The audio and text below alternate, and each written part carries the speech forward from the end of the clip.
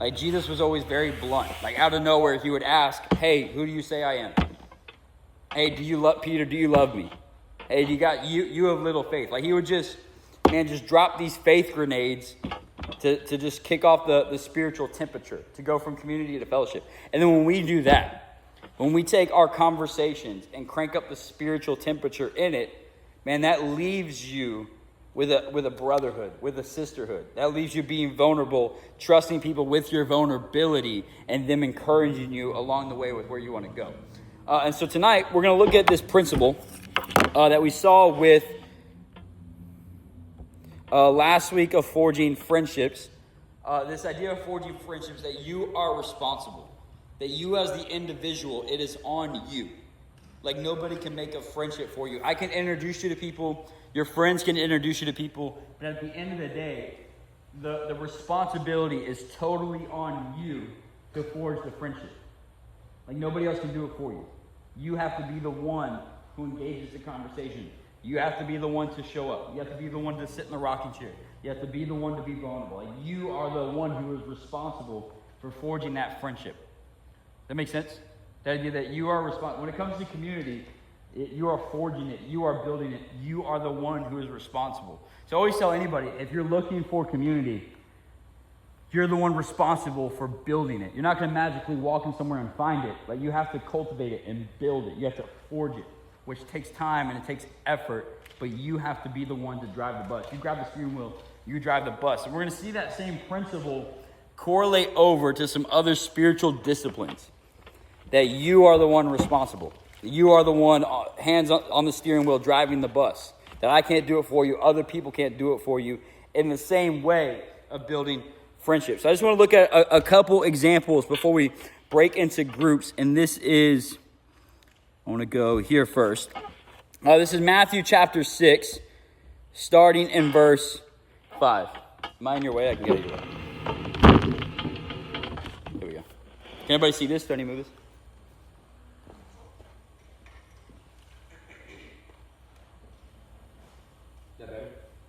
There we go. So this is Matthew chapter 6, verse 5. This is the Lord's Prayer, very common. And this is Jesus giving instructions on how to pray. And I love the first three words here. Somebody say the first three words. And when you pray. So when who prays? You.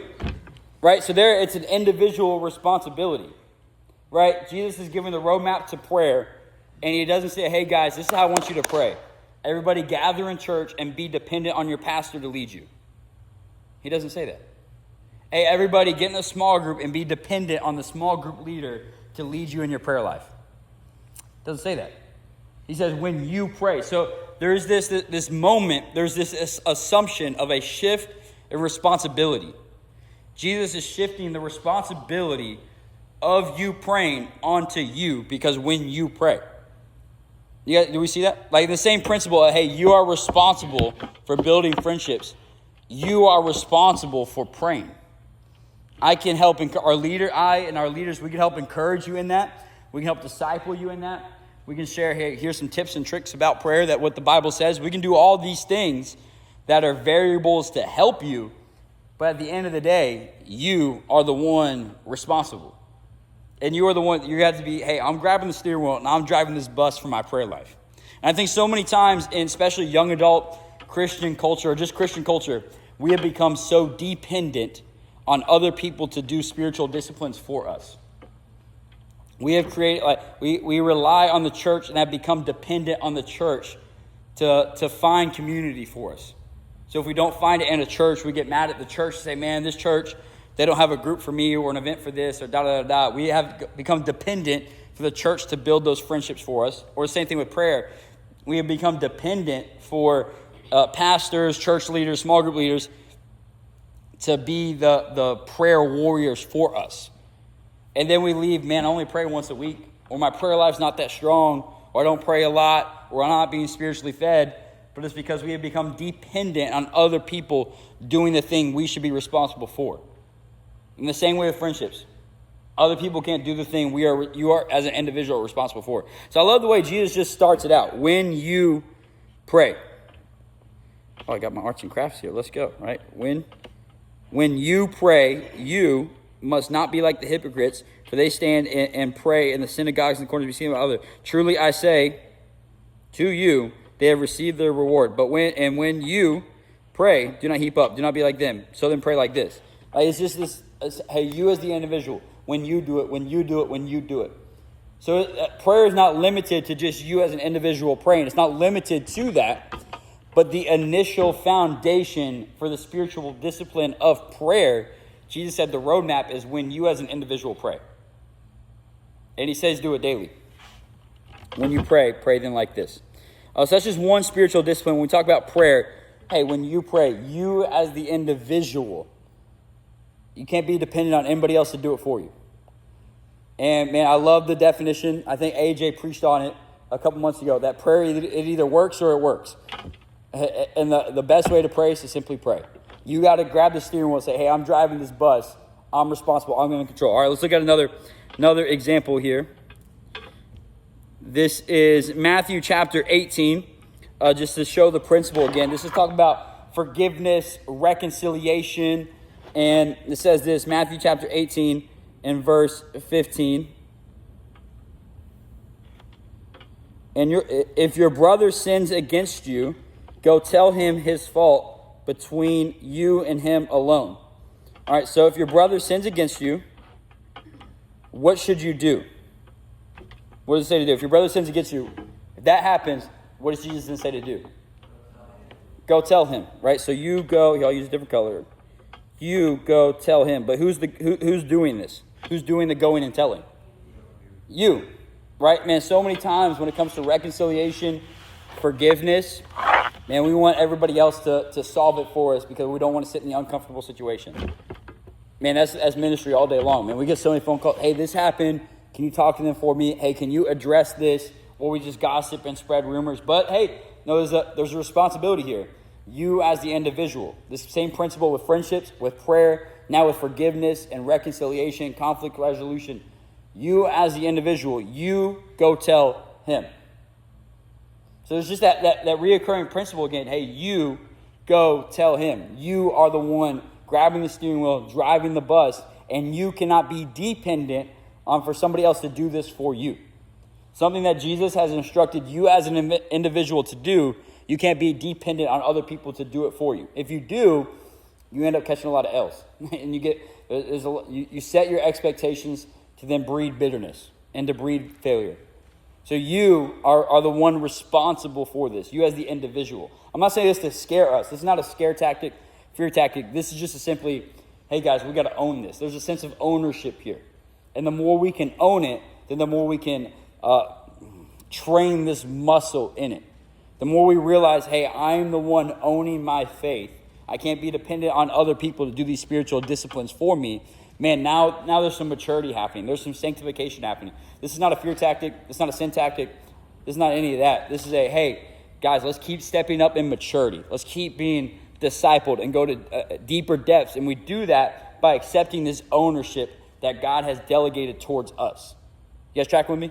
So it's not a fear tactic. Man, don't get it tripped up like that. This is simply, hey, guys, the ownership of our faith. To have a real faith, we have to own it as if it is ours because it is ours. So we're owning our faith, which means we are the ones responsible for feeding ourselves. So when you pray, when you worship, when you need to reconcile, you go tell him. When you need to pray, you go into your room and you shut your door. Like there's this ownership here of you owning your faith. And then here's the catch-all be-all, which I love. This is Philippians chapter 2, verse 12. Therefore, my beloved, as you have always obeyed, so now not only as in my presence, but much more in my absence. So Paul is saying, hey, whether if I'm there or not there, in my presence or in my absence, work out your own salvation with fear and trembling. Work out your own salvation with fear and trembling. So whose salvation? Your own salvation. Interesting. And who's working it out? You. Man, there's that word again. Interesting. It's almost like we planned this thing, you know? It's like, so you work out your own salvation. And that word salvation the Greek definition of that, it's an ongoing process. It's an ongoing deliverance, an ongoing preservation, an ongoing sanctification. It's not talking about the moment you gave your life to Christ, you crossed the finish line. He's saying you work out your own salvation, perseverance, deliverance as you are pursuing Christ with fear and trembling. So this is the catch-all. That when it comes to all these spiritual disciplines, you are the owner of working this thing out. Of really, hustling through it, grinding through it, putting the train on the tracks, grabbing the steering wheel and driving the bus, that it's on you. The ownership is on you. The ownership's on you. Like it's not my job to work out your salvation with fear and trembling. It's your job to work out your salvation with fear and trembling. Like, do we see that? Like, there's this shift here. I think this idea is countercultural to the Christian climate that we're in, because we have become so dependent in being a consumer on just Christian leaders, influencers, I can look up a YouTube video to do this. I can follow somebody to do this thing for me, and it's more convenient for the church to do it for me. But my job basically is to just shift this responsibility back on you, because that's what the Bible says. Is that and I'm responsible. I have to work out my own salvation with fear and trembling. I have to reconcile with myself. I have to pray daily. Like, we all have to do these things as individuals, because there's an ownership of our faith. We all see that? There's an ownership of our faith. And one other spiritual kind of discipline that I want to talk about for really quick is worship. Worship, I would say, falls under this same umbrella as when you pray. You working out your salvation is still the same ownership. Like, I think it's easy to understand, I'm responsible for reading my Bible. I can't just show up on Sundays, get a sermon, or on Monday nights, get a sermon and be fed. I think we get that with worship, even with prayer. I think it's an easier gap with prayer. But then when it comes to worship, I think that gap is bigger to cross because of the worship climate in America. Like, I was on a mission trip to Mexico with some of our people here, which you're going to hear testimonies from next week, so be here. And we went to a rehab center. And the one I went was the guys' rehab center. There's about 80 to 100 guys in there, anywhere from the age of 14 to 60. And we walk in, and the guy to engage in worship before the Devo is like the smallest TV. Like, the TV is probably just the size of this paragraph. One tiny TV. The room is probably the size from here to the sound booth. Big room, 80 to 100 guys in it. Small TV. No speaker system except the TV. And it's a Roku TV. He pulls out the Roku remote, and he plays a song off of YouTube, a worship song off of YouTube. The moment he hit play, 80 of those jokers, everybody started singing. And it was so interesting to be like, there's no band here. And the guy who hit play, he wasn't even leading a crowd. All he did was hit play on the remote and step to the side. It was like interesting.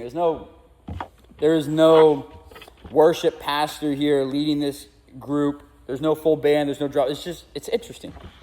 And I think they see something and have grasped something that we have missed.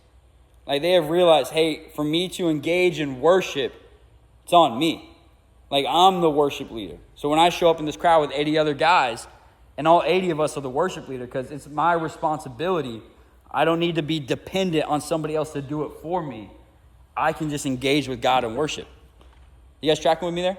And I think in this climate is that we have become very dependent on being physically present inside of a church building and having people on a stage lead us and then order to worship. And I'm not saying that is a bad thing. I'm just saying we have become dependent on it. Like, the idea of worship leaders leading from a stage and leading a congregation, that is not bad. But us being dependent on that for us to then worship is where it gets messy. Because it's just another thing that God has said, hey, you are the owner of this. You are your own worship leader. But the moment you become dependent on somebody else to do it for you, then you're going to leave spiritually hungry. You guys tracking with me? So we're going to pick more up on that, the worship thing next week. But I just want to get our hearts and minds ready for that. We're going to pick up on the worship conversation next week. But just come ready with this idea that I am the worship leader for myself. I am the prayer person for myself. I am the Bible reader for myself. I am the owner of my faith for myself.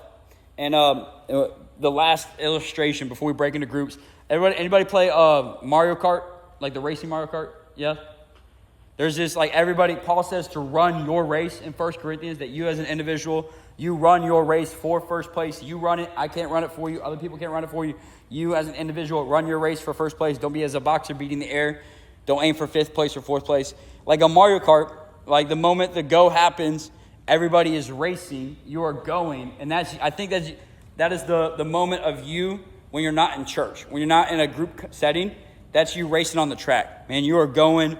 You're steering, you're dodging the sins of the world, and you're going. But then when we group up together in a congregation, that's where, like, you hit that little mushroom turbo boost. Like, all it does, it doesn't put you on a new racetrack. It doesn't give you new tools. It just said, hey, let's just encourage one another. We're going to keep going. And I think when we group up in that sense, and when we come with the expectation that I'm not dependent on anybody else to do this for me, but when we gather together, it's like just hitting that little turbo boost of pure encouragement, correction. Like, it's not I show up and now my responsibilities end. I shift it onto the church, and then maybe when we leave, we pick it back up. It's almost like that mushroom turbo boost, because us as an individual are already racing on the track. You guys tracking with me? Man, amen.